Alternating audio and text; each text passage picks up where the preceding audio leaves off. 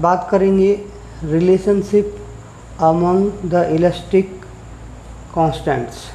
Elastic constants कौन से, इसमें हम पहला केस बताएंगे Young's modulus, bulk modulus and Poisson ratio. ये हमारे सामने हमने एक क्यूब कंसीडर किया है, और एक क्यूब जो कंसीडर किया है ये यूनिट क्यूब है, जिसको हम ऐसे कह सकते हैं A B C D K L M N, A B C D K L M N. ये एक यूनिट क्यूब है। ये ध्यान देने वाली बात है कि इसमें हम कंसीडर कर रहे हैं, हम शुरू से ही ये मान के चल रहे हैं जो इसका ओरिजिनल वॉल्यूम है वो भी यूनिट है, और जो क्यूब है दिस इज यूनिट क्यूब। अब ये मान के चलें कि इसमें एक टेंसाइल स्ट्रेस लग रहा है, जो हम हर डायरेक्शन में इस तरह से दिखा रहे हैं, टेंसाइल स्ट्रेस। और इस स्ट्रेस को, जो ये टेंसाइल स्ट्रेस है, इसको हम एक्सटेंशन भी कह सकते हैं। तो जो टेंसाइल स्ट्रेस है, जो ये टेंशन है, वो that is basically applied to the normal of this cube. जो ये नॉर्मल है क्यूब के, इस तरह से यहाँ पर हम जो है टेंसाइल स्ट्रेस लगा रहे हैं, और जिसमें हम ऐसा कहते हैं कि अगर इसके जितने साइड्स हैं उनको अगर हम कहें ए डी एन के, ए डी एन के, इस तरह से जो ये एक साइड है, this is one of the side, और इसी तरह से बी सी एम एल, हम इसमें कह सकते हैं बी सी एम एल, और ए बी एल के, इसमें जो है ए बी एल के। तो यानी हर एक साइड में, इधर वाली साइड है, इधर वाली साइड हो, इधर वाली साइड हो, इसी तरह से डी सी एम एन ये भी हो गया, और दूसरी साइड है के एल एम एन, जो 6 साइड है वो इस तरह से। अब इसमें ऐसे मान के चलें कि अल्फ़ा हम माने एक्सटेंशन पर यूनिट लेंथ अलोंग फोर्स, या इसको हम लॉन्गिट्यूडनल स्ट्रेस कहें। जो ये अल्फ़ा है, दिस इज़ बेसिकली एक्सटेंशन पर यूनिट लेंथ। मतलब जैसे ये क्यूब है, इसके पर यूनिट लेंथ में अगर जितना भी एक्सटेंशन हो रहा है उसको हम अल्फ़ा कहें। दो चीज़ें ज़रूर होंगी, एक हमारा एक्सटेंशन होगा जहाँ पर हम ऐसे कहें कि इस तरह से किसी एक पर्टिकुलर डायरेक्शन में, मतलब एक्सिस में एक्सटेंशन हो गया, तो दूसरे एक्सिस में कॉन्ट्रैक्शन होगा। तो इसको बीटा हम कहेंगे कॉन्ट्रैक्शन को। जो कॉन्ट्रैक्शन है per unit length, per unit tension along force in x forces acting parallel to plane A D N K and B C M L. तो जो हमारे पास जो ये दो साइड्स हैं, हम यहाँ पर देख पा रहे हैं, एक ये साइड है ए डी एन के, और दूसरा हमारा जो है बी सी एम एल। तो ये दोनों जो साइड्स हैं, एक साइड ये होगी और दूसरी साइड ये होगी। ये दोनों जो साइड हैं, ये साइड्स वो हम ऐसा कह सकते हैं कि यहाँ पर कॉन्ट्रैक्शन होगा, क्योंकि ये इधर वाली डायरेक्शन हमारी एक्स डायरेक्शन अगर है, तो दूसरी जो हमारी ये जो डायरेक्शन है, this may be the Y and this is X. तो एक्स में अगर एक्सटेंशन हो रहा है तो वाई और जेड में जो है कॉन्ट्रैक्शन होगा। तो जिस तरह से हमारा जो एक्सटेंशन हो रहा है एक्स एक्सिस में, और सिमिलरली वाई और जेड एक्सिस में कॉन्ट्रैक्शन हो रहा है, तो similar case with tensile forces acting on Y and Z. तो इसी तरह से अगर हम वाई और जेड में भी अगर बात करें, तो सिमिलर केसेस, वाई और जेड की अगर बात करें, सिमिलर केसेस में बी कंसीडर, यानी हम तीनों एक्सिस में जो है एक्सटेंशन और कॉन्ट्रैक्शन का केस कंसीडर कर सकते हैं। Length of each side of cube become this will be 1 + t alpha - 2 beta. तो ये हमने लेंथ जो है हर एक साइड की, जो क्यूब है, क्यूब की हर एक साइड की लेंथ इस तरह से हमने कंसीडर की। ऐसा इसलिए कि हम ऐसे कह सकते हैं कि हर एक समय, एवरी टाइम जो एक्सटेंशन है वो जो है एक साइड क्यूब का एक साइड जो है एक्सटेंशन आपको मिल रहा है, लेकिन नया जो वॉल्यूम मिलेगा ये चूँकि ये हमारा जो है एक साइड का है तो तीनों साइड के लिए हमारे को इसका क्यूब करना पड़ेगा।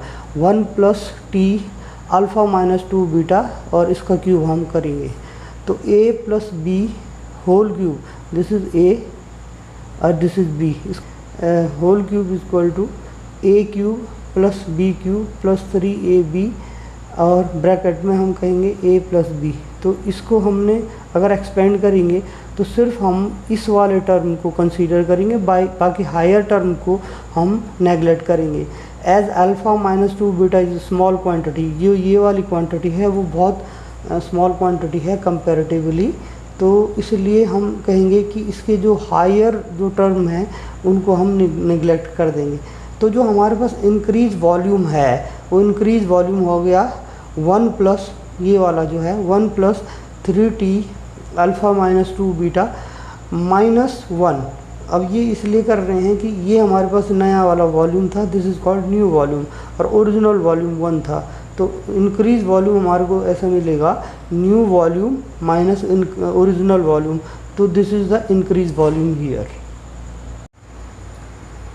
इंक्रीज इन वॉल्यूम हमारे को जो मिला था 3t अल्फ़ा माइनस 2 बीटा, ये अभी थोड़ी देर पहले हमने निकाला, और वॉल्यूमेट्रिक स्ट्रेन की जो डेफिनेशन है उसका जो फॉर्मूला है वो कहता है increase in volume divided by original volume. तो वॉल्यूमेट्रिक स्ट्रेन हमारा जो होगा, चूँकि ये हमने इंक्रीज इन वॉल्यूम निकाला 3t alpha minus 2 beta divided by original volume, original volume हमने 1 कहा, तो यहाँ से हम ऐसे कह सकते हैं कि 3t अल्फ़ा माइनस 2 बीटा। अब अगर हमारे को बल्क मॉडुलस अगर निकालना है तो bulk modulus k equal to formula है normal stress divided by volumetric strain.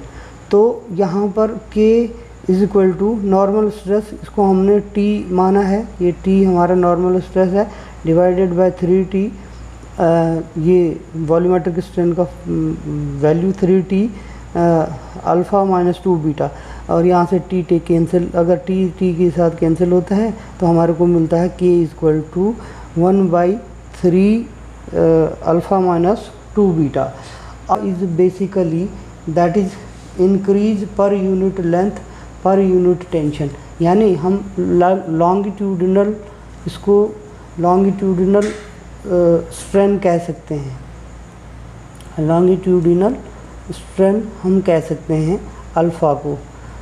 तो इसके साथ अगर हम इसमें ऐसा कहें कि क्योंकि आपके पास फॉर्मूला होता है, अगर यंग्स मॉडुलस की बात करें, Young's modulus y, Young's modulus की अगर हम बात करें तो यंग्स मॉडुलस कहता है कि स्ट्रेस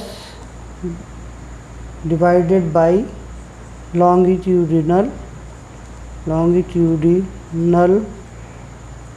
स्ट्रेन, और लॉन्गिट्यूडिनल स्ट्रेन को हमने अल्फ़ा कहा, और स्ट्रेस चूँकि जो स्ट्रेस है वो t है वो 1 है, और तो y इक्वल टू 1/अल्फ़ा, इसको आप इक्वेशन नंबर 2 मान सकते हैं।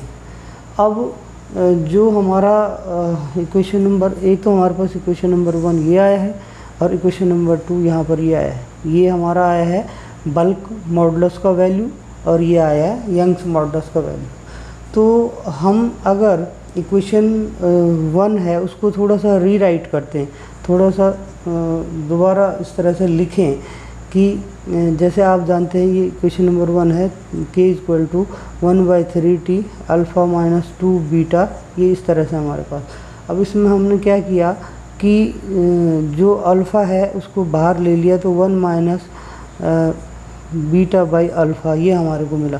अब चूँकि ये बीटा बाई अल्फ़ा जो है, सॉरी 2 भी है, 2 बीटा बाई अल्फ़ा जो हमारे पास है, तो इसको हम इस तरह से हम जो बीटा बाई अल्फ़ा है, पॉइजन रेशियो का वैल्यू होता है बीटा बाई अल्फ़ा, यानी इसकी जगह पे हम बीटा बाई अल्फ़ा लिख सकते हैं। तो k इक्वल टू हमारा 1/अल्फ़ा, और नीचे हमारा आ गया